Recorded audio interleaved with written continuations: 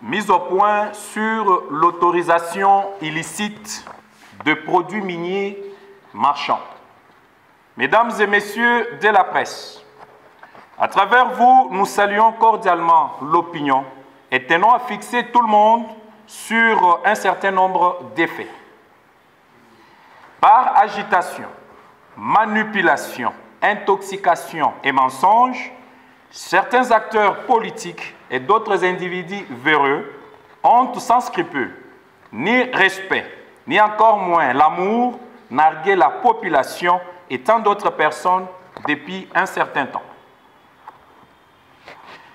Le chef de l'exécutif provincial, par notre canal, fait une mise au point et fixe l'opinion sur l'autorisation irrégulière du transport des produits miniers marchands par l'ex-ministre provincial aux Mines et les gesticulations malencontreuses de quelques personnes en mal de positionnement et à la recherche du sensationnel.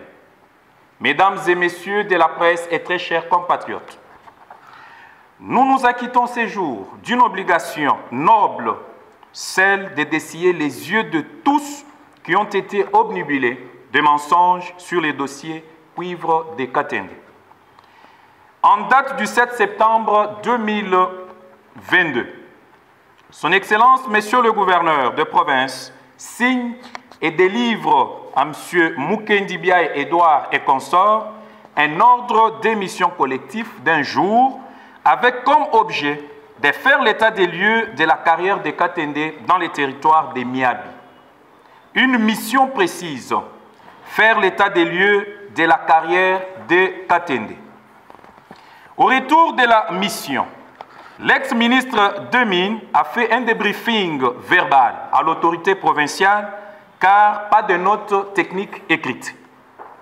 Nous sommes le 8 octobre 2022, soit près d'un mois. Irrégulièrement et clandestinement, le ministre provincial des Mines honoraires signe l'autorisation de transport de 15 tonnes de cuivre au bénéfice de la coopérative Co-Machim, en se basant sur l'article 2178 du règlement minier, autre que le règlement minier congolais. Car le règlement minier congolais de la RDC du 8 juin 2018 n'a que 598 articles, cela contenu dans 583 pages. Voici quelques tares qui ont caractérisé l'action non orthodoxe de l'ex-ministre provincial aux Mines. 1.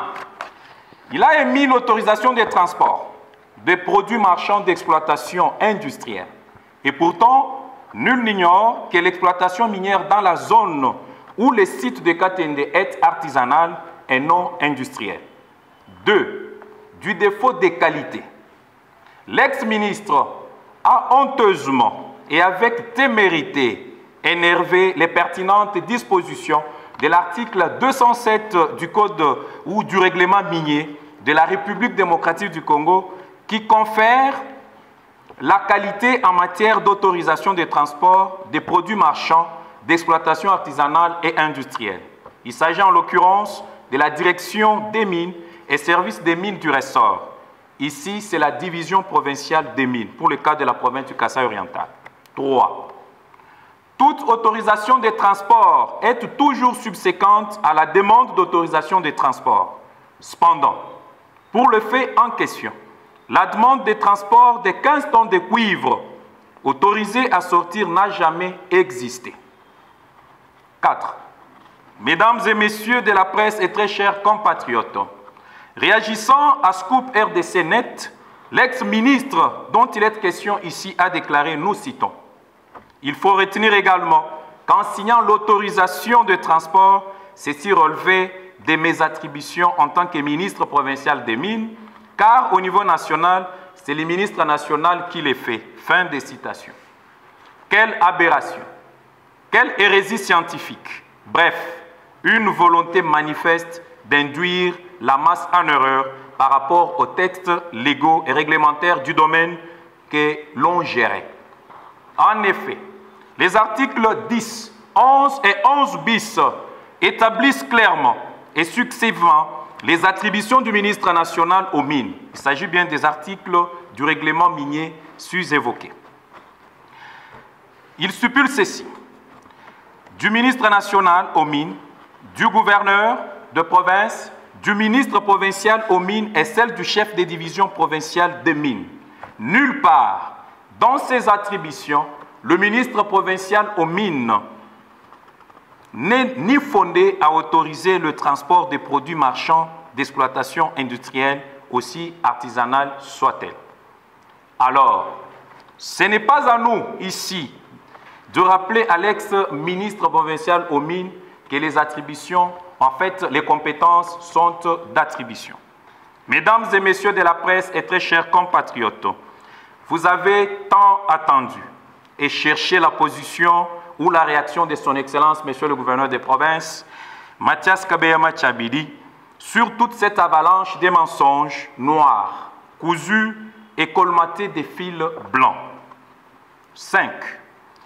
Pour votre gouvernement, il existe 2 arrêtés interministériels dont l'importe le numéro 0711-K.mine/01/2010 et l'autre numéro 26 ou numéro 206 K.mine/finance du 13 octobre 2010 portant manuel de procédure de la traçabilité des produits miniers à l'extraction jusqu'à l'importation, dont la 2e édition a été publiée en 2014 et définie dans son annexe 7.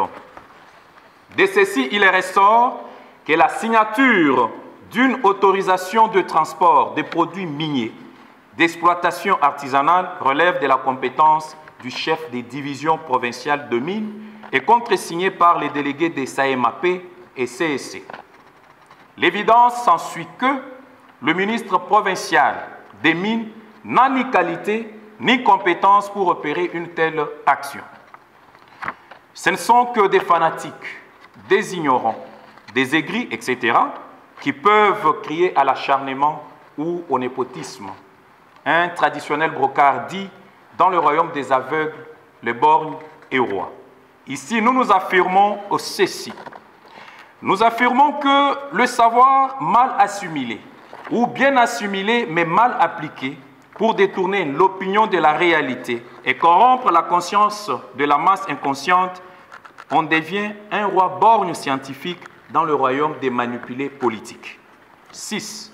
Mesdames et messieurs de la presse, et très chers compatriotes, le ministre provincial de mines sortant doit avoir sur sa conscience, nous le disons sans peur d'être contredits, l'antipathie, la hargne, mieux l'animosité qu'il a créée dans le chef de certains contre le gouverneur de la province du Kasaï oriental. Nous avons cité son Excellence Patrick Mathias Kabeyama Tchabidi.